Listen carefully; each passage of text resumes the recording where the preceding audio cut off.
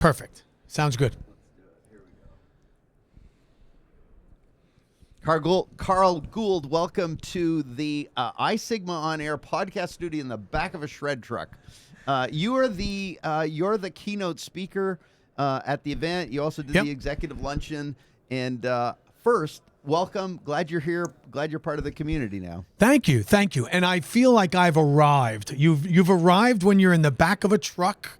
A shred truck. A shred Not truck. Just a truck, a shred truck. Hidden in the corner of a conference center, not knowing where we're going. Yeah, we have no clue. And for the record, this is live. This is unscripted.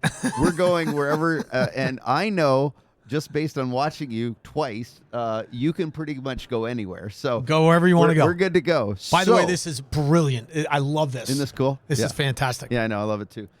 So first question that arises for me is, you made a very compelling statement, which is we're in winter right now. Tell me about winter.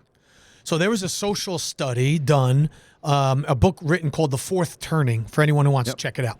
And what they did was they tracked the last 500 years of the Western world and said, what were the demographics? What was it like? What was life like? What was civilization like? What was society like? What was business like? And what did people do? And there were a lot of patterns that came from it. And so every 80 to 100 years, they have what they call a seculum, right? And that's just all the four seasons together.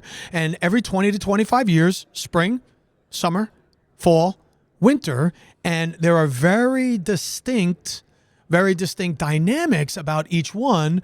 And the last set was spring was 46 to 64, summer was 65 to 85, the fall was 85 to 2005. We are now in winter, which is 2005 to about 2029-ish. And winter implies, out of both that structure, but winter implies what? What's the essence of winter? Winter is all about volatility. Got it. Yes. Think about the weather in winter. You get all the seasons in one shot. One day it's cold, one day it's rainy, one day it's warm, one day you get a sunburn, one day you're freezing your butt off. Yeah. And you can't predict it. Right. And this is the time of year or the season where you recalibrate, you think about this chapter in your life and your business, and you say, what do we want to be when we grow up? It's time to reassess where you're at. But the market, all of the economic markets are in chaos. Right. So there's a very specific strategy you need to use in winter, and that's what I talked about today. Got it. So let's go there, because in winter you said you have to have a strategy, and you particularly focused on pricing or product. That connection between pricing and product. So give me the nutshell of what do people have to think about in winter when the economy is kind of crazy and volatility and all that kind of stuff. How should we be thinking in this time of our life? Whatever business you're in, pretend for just a moment you're in the restaurant business. Yep. You go into any restaurant, I don't care which one it is, and they have a menu, right? That menu is designed specifically for somebody with any appetite. Yep. Right? There's always your fish, your pasta, your chicken, your red meat, right? And then there's something for every budget as well. So they have the very expensive dishes. They have the least expensive dishes. You go to the bar, they have house alcohol, and they've got top shelf, right? And the idea is they don't want to turn anyone away. Everyone's a buyer.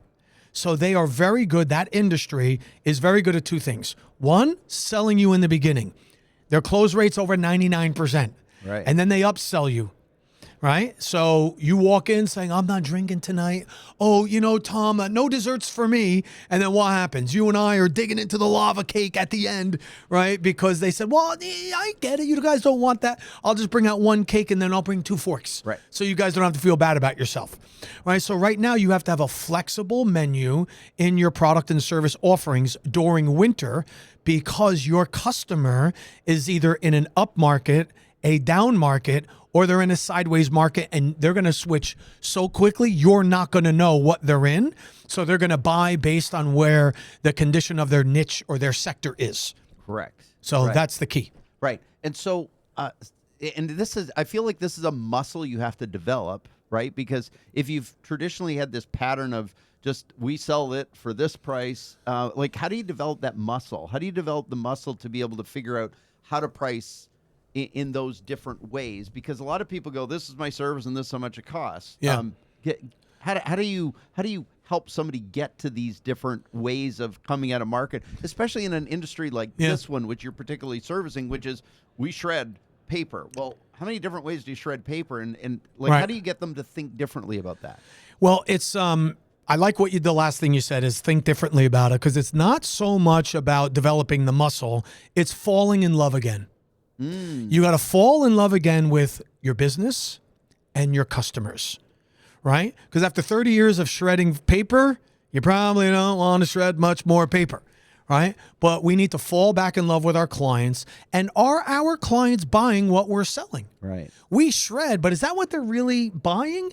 Yes, they pay for you to do the physical act of shredding paper. But what are they really buying? They're buying the peace of mind that their data and their documents are protected, they're private, they're destroyed, and no one's going to get at them. Right. There are many ways to do that. One way is to shred, right? So in winter, what you're looking to do is fall in love with what their needs are. Now, the pandemic accelerated what would have been or what will be the spring demands. Okay. So when people were not allowed out, when people weren't allowed to come and greet you, remember touchless, paperless, they wanted a contact-free experience. They want you to come from 5 to 9, not 9 to 5, right? They don't want you near their office. And by the way, they want you to decontaminate that bin that you just put all your sloppy hands on. By the way, they want you to certify that thing is clean and sterile, because one of my team's got to walk up to that thing, and they don't want to walk up to that thing anymore, right? My point is that the crazy demands that your clients made during the pandemic are not temporary. Right. They are permanent. The pandemic just accelerated them. So we need to fall in love again with the client to say, you know what? Not my favorite thing in the world to do curbside or 5 o'clock to 9 a.m., or to work a different shift, or just not be there when you're there. That's not my thing I'm looking forward to doing. But I love you enough as a customer, and I'm committed enough to being a quality service provider for you that I'm going to reimagine my relationship with you. That's what winter is all about. And the people that do that, they will survive and they will do quite well. Those that hang on to the fall and the summer and the spring, well, guess what? They're going to have a hard time. So the other thing that I think is really compelling is a lot of times in winter, in these volatile conditions, people go, the only way through this is the rock bottom pricing. Just lower our pricing. Right. But you're saying, no, don't think about it that way. Think about it a different way. Yeah, so it's a great question, because during volatile times, consumers defer to experts. They follow experts. Experts are determined by a number of things, right? Your reviews and your credentials and your awards and your experience and your education. But the easiest, quickest way to determine that is through your pricing. The highest priced vendors and product providers in any niche and the lowest priced, those two combined, are thought of as experts. How in the world is Google able to bring us the world's library, million answers to any question I ask within a second? Right. I don't know. They're smarter than us, and they do it for free. I don't know, but they're better at that than us. That's why they own it. Right. Why is Walmart so good? Because they figured it out, and that's why we go there. Right now, why do I spend $15,000 on a Rolex? Why do I spend $130,000 on a Tesla? I don't know, but they figured it out. They're better than us. They're better at that stuff. Apple owns the market, and they're, by the way, among the most expensive. Yep. Right? Yep. And so they're thought of as experts. So we defer to them. Yeah. And that's where you have to position yourself in winter. Otherwise, in winter, there are experts and there are invisible. You have to pick which one you want to be. And so how do you avoid the invisible? Because you said highest price and lowest price. Often it delineates you as an expert, but how do you stay out of the invisible category? Middle of the road pricing is what will make you invisible. Okay. I call it the Macy's pricing, right? So what did Macy's do? They had quality products and they would discount. Right. So they figured they would do all the negotiating for you and you would land in the middle. We're not the highest price on Rodeo Drive and we're not the lowest price. We're right here in the middle. We're Macy's. We did all the work for you. Well, thank you very much, but I own a phone now. I can search anything I want. I don't need you to do that for me. Thank you. I can find any product I want. I want you to just bring me the best, and I'll decide. I want the control back because I've got the device that'll help me do it. I want the control back. Thank you, Macy's, very much. Macy's, by the way, closing a whole bunch of stores. That where are they going? Invisible. Right. They're going unfortunately. They're an institution. And you could say, oh, it's retail. Yeah, not really. If I go into the Apple store, place is packed. They figured out retail. Right. They'll show you. They're not an expert. They're a genius. Right. Right. Genius, yeah. They're geniuses, and their stores are packed with the most expensive products in the market. So you suggest that when you're in that category, right, and it may be just the high price, but you call that an obnoxious offer. Obnoxious, yeah. Yeah. So give me a sense of what an obnoxious offer is.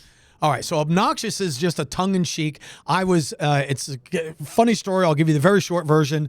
When I was in 7th grade, my teacher yelled at me and called me obnoxious. I didn't think I was doing anything wrong. I didn't know what the word meant. I thought it was a compliment.